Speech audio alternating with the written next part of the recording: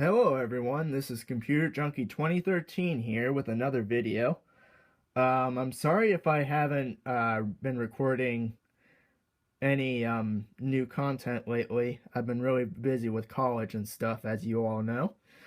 Uh, Here I am with my HP Compaq nx7400. I'm sorry if I haven't done any video on this thing lately.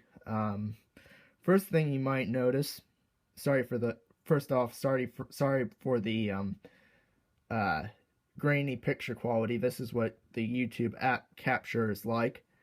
As you guys can probably see, just barely, I'm missing a couple keys. Well, this machine was all original otherwise. I recently upgraded the hard drive and memory. It now has 1.5 gigs of memory and a 250 gig hard drive. Both the 1 gig stick and the 250 gig hard drive came out of a HP Mini 210 netbook. So, yeah, I wiped that drive, put a fresh install of Windows 10 on here, and it's running ever so nicely. This is a 7200 RPM. I think it's a Hitachi, actually. Well, we'll take a look here in a sec. I'm sorry if I can't balance this very easily, but I will be sure to either edit this video or just leave it as it is, uncut. So let's log in here real quick. Let me enter my password. So I'll keep the video recording. But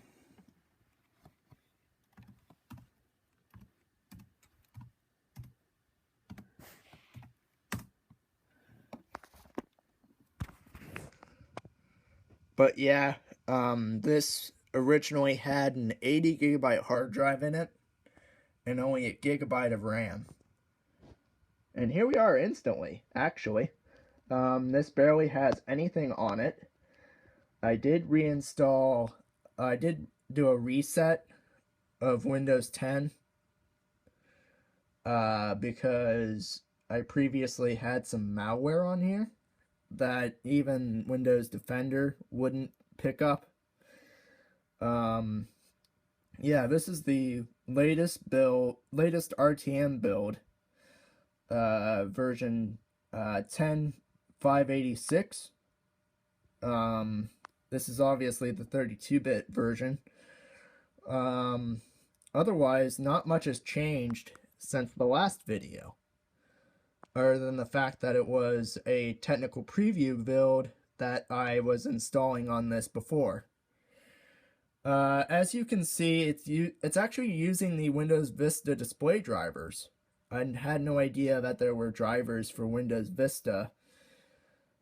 This thing might have been able to run Arrow. As you can see, just bear with me on the picture quality here. I believe my iPad does better picture quality. This is just what YouTube offers.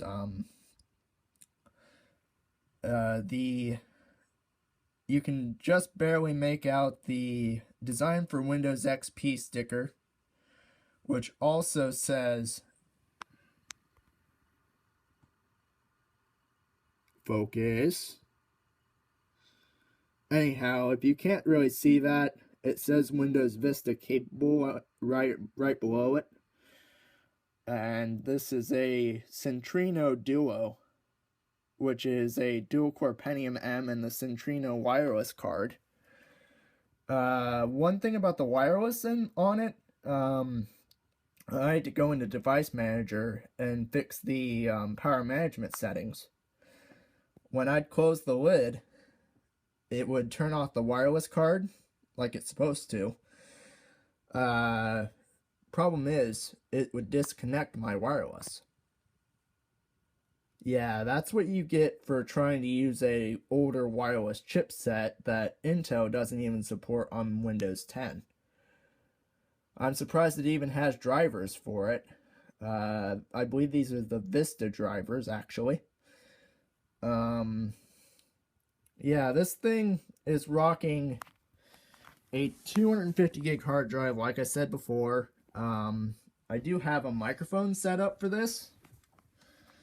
So if I, sorry if you guys can't see anything right now. So if I,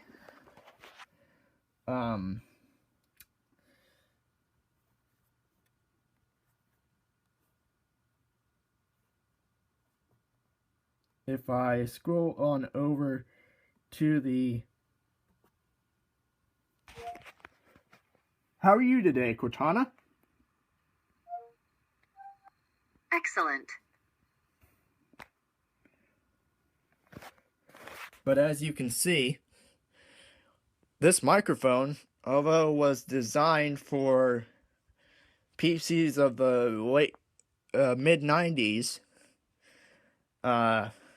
you probably have seen a microphone exactly the same as Road Geek's. Yeah, this microphone does have a pretty decent audio quality. I know that looks rather close up, but yeah, this is what quality looks like when you're trying to capture video using YouTube's built-in capture and stuff. I mean, the haziness never really bothered me. Heck, it's a lot better than my iPad 2, which I used previously in the previous video. But this is Windows 10 final release. I mean, not exactly the final release. They're still going to roll out updates to the RTM over time. Like I said, I swapped out hard drives. It has a 250 gig Hitachi in here. And I would have swapped the wireless cards, actually, if I could figure out how I could do that. Please do leave a comment telling me how to do that, if possible. Like I said, the reason for the missing keys now is that I went to swap the position of the RAM. I originally had the 1 gig stick on the user accessible side and the 512 original on the side where the keyboard is at. And I basically just had problems getting the keyboard off. No, but this is a very fast machine now. Heck, I never even foresaw this thing running Windows 10 until now. I'm glad I didn't put Vista on it or anything like that. Like I said, I wanted to upgrade the hard drive. Apparently the partitioning that I did with the original drive was actually way smaller than what the drive's actual capacity was. That was an 80 gig hard drive, and it was only set up to use like a small portion of that drive, like around 30 gigs or so. Yeah, this uses the full capacity of the 250 gig drive. So sorry for the missing a video, but I'm gonna bring up the drive thing here. Go to File Manager, this PC, and as you can make out right here, just barely at least, the local disk is I've got 217 gigs free of the 232 set aside for the the 217 gigs free out of the 232 on the drive. This is actually a 250 gig, and some of it's aside for the system. I meant to say some of it was set aside for the system. Yeah, this thing just absolutely flies now. Yeah, I've tried a few modifications, like getting the old school Windows 7 and Vista icons and stuff like that. Let's just say the installers for the skin packs, if you're familiar with those. Um, they're basically an alternative to Windows X's Live transformation packs. Apparently they installed malware by using the quote unquote theme patcher when it actually wasn't a theme patcher. Although it did apply the old school icons, which I kind of like compared to what we have now, but that's just me. Yeah, this thing just absolutely flies otherwise. I plan on grabbing another keyboard off eBay to replace the original. You can probably kind of make out how worn down the spacebar is. Yeah, this keyboard is otherwise a well-traveled keyboard, because you can just make out some shininess right there. But yeah, this thing originally ran Windows XP Professional. Doesn't really surprise me, considering that's what I wiped from the original drive. It still has the original COA issued by HP. I plan on, if possible,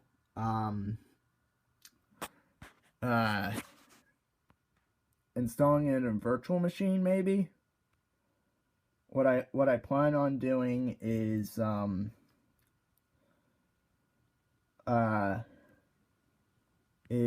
making an XP virtual machine and basically having the HP issued stuff on that XP virtual machine, so it would be like the original hardware and everything. This is a dual-core Pentium M, which is a 32-bit only CPU, clocked at 1.83 gigahertz.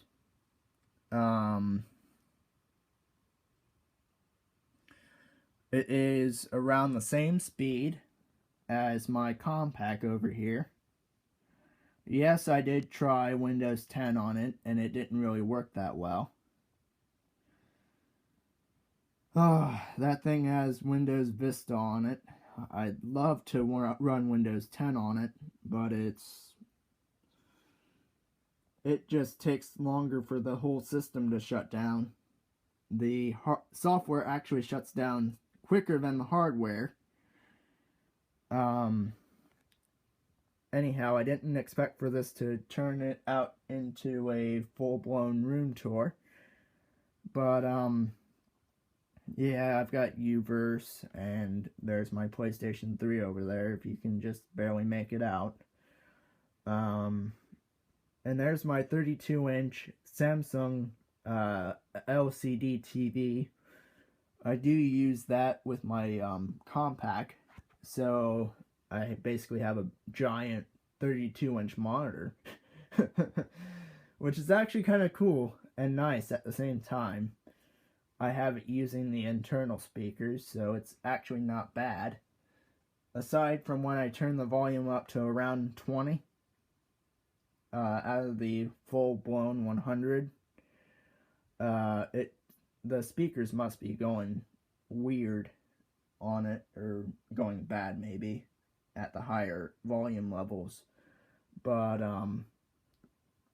yeah, I nearly completed the Lego Movie video game, so yeah, expect some game reviews in the future. Yeah, back to this HP. I tried running NASCAR Racing 4 on it. Stupid Papyrus racing group thought they weren't going to allow people to use a traditional keyboard to play the game like they were able to with NASCAR Racing 2 and the original NASCAR Racing.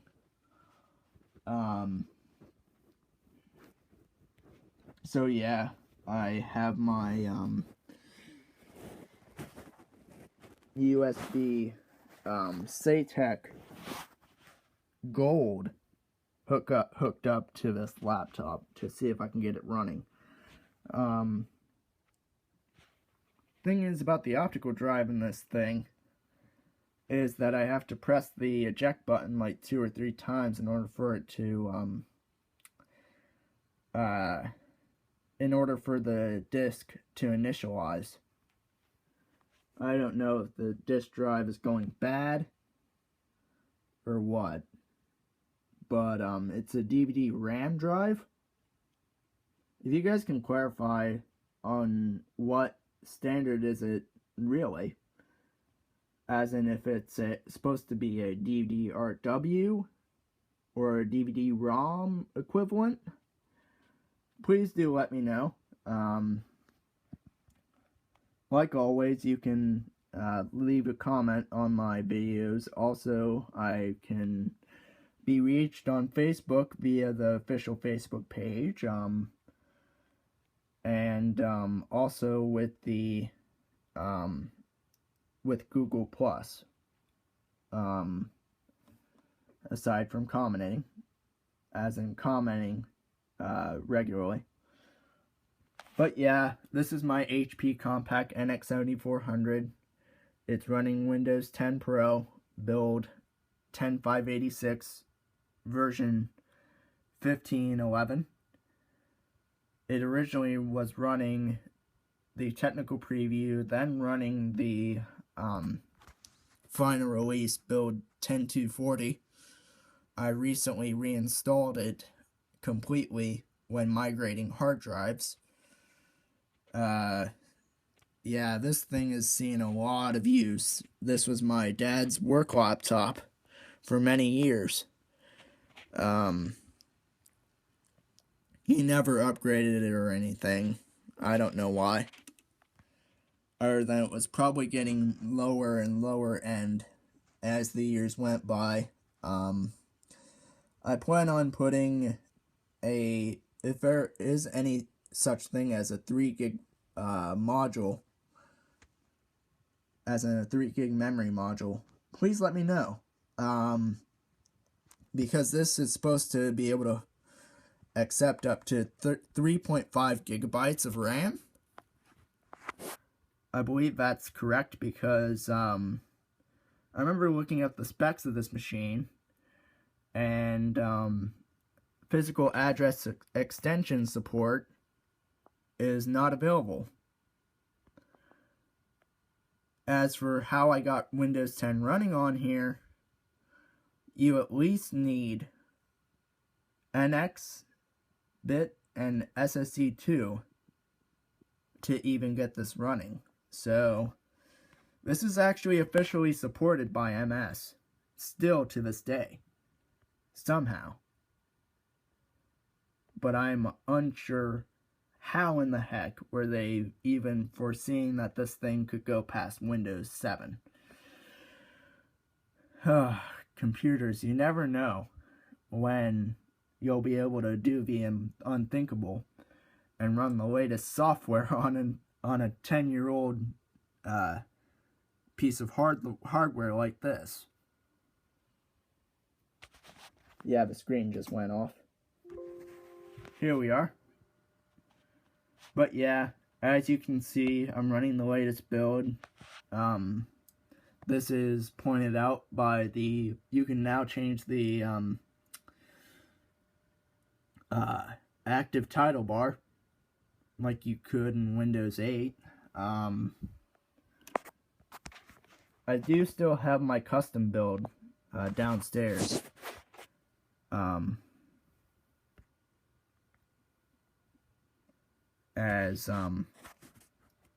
As I can, come on, focus. I'm very sorry for the grainy picture quality. This was recorded using the built-in YouTube video recorder using my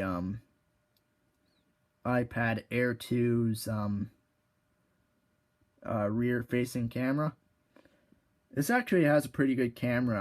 I'm shocked as to why it's so grainy and stuff. It's actually supposed to be better than my iPad 2's. It actually kind of is better than my iPad 2's. I just don't know why YouTube's is so horrible. Please do leave a wait. Okay. Now it's wanting to focus. That's crazy. Well, here's some more high-res imagery now. But yeah, this is a really old machine now. It's definitely newer when compared to the focus. I know, I tend to get rather shaky when trying to record video, but it's actually doing a lot better while trying to keep it from shaking up. At least it's a little better. If I try keeping it, if I had like a tripod for this thing, you'd be getting higher video quality, definitely. I hate to have to try and hold this steadily to just get a clear picture from this. I'll be sure to try and get a screen recorder installed to record some video here of the desktop and give you guys an overall tour of the system. But yeah, Cortana works if you have a either a built-in microphone or an external. Yeah, this is a mid-90s microphone, I think. This came with a e-machines that I'll review in the future. I just put an AGP video card in that system, and yeah, I just recently cleaned it up, got rid of some old junk like that she had on the hard drive. That also has an 80 gig hard drive in it. It's apparently a 64-bit AMD Opteron, or AMD Duron, I think. It only has 512 megs of memory. And I plan on putting that up to around a gig of memory, if possible.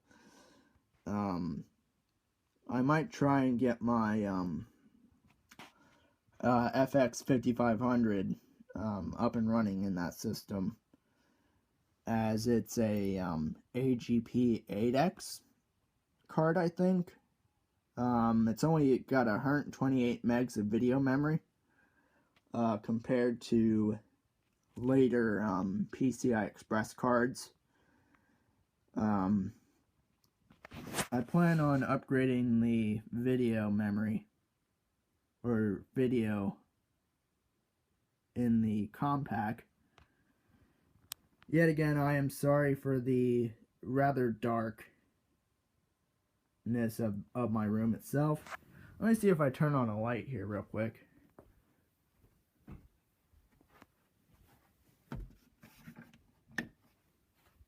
See if that fixes it.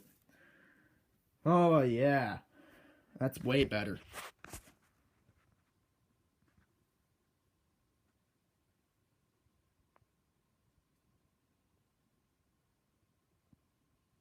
But anyhow, this thing is already maxed out from the factory.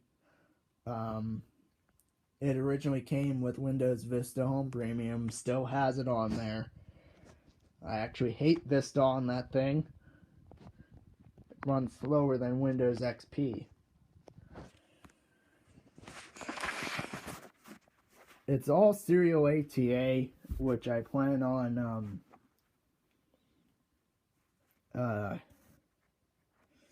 putting an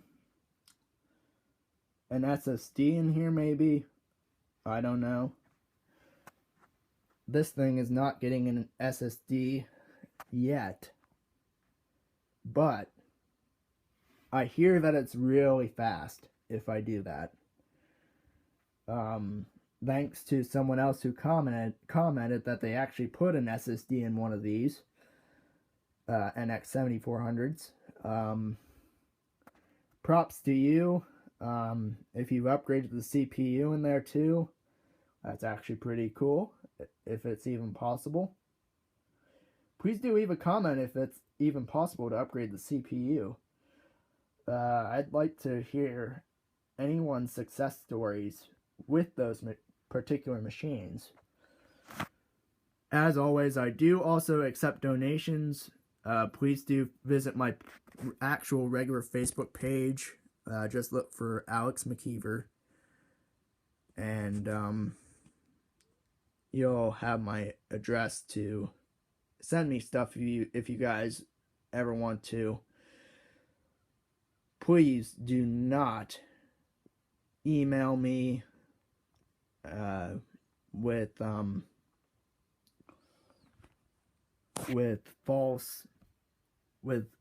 advertising and stuff like spam bots or anything like that. Please do be true to yourself, and please do respect my privacy.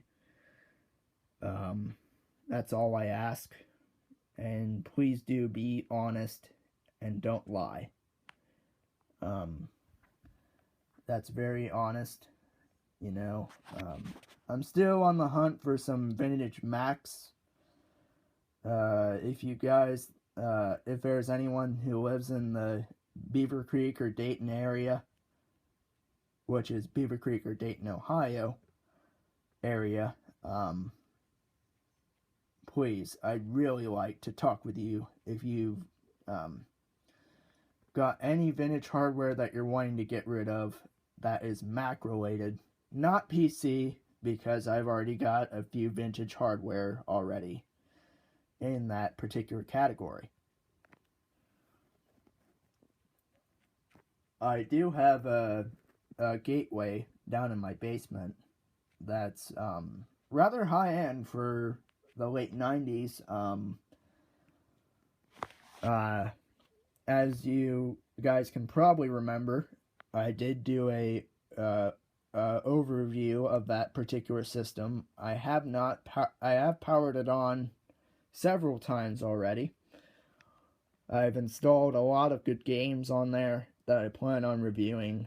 So in the future, I will get a screen capture software on there and have a crack at recording some gameplay and review of games that I have lined up.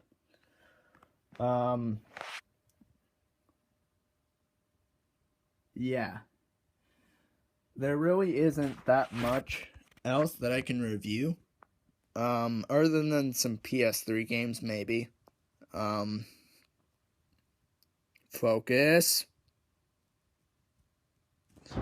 I know, this is actually pretty poor quality. Unless if I keep it very, very still.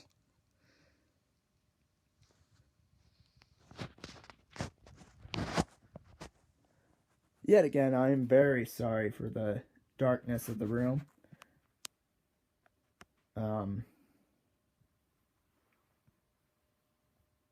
It's actually kind of hard to figure out. But as you can see, I did turn off the power save feature for the Wi-Fi, so it actually always stays on. That ensures that my wireless keeps connected. As you can see,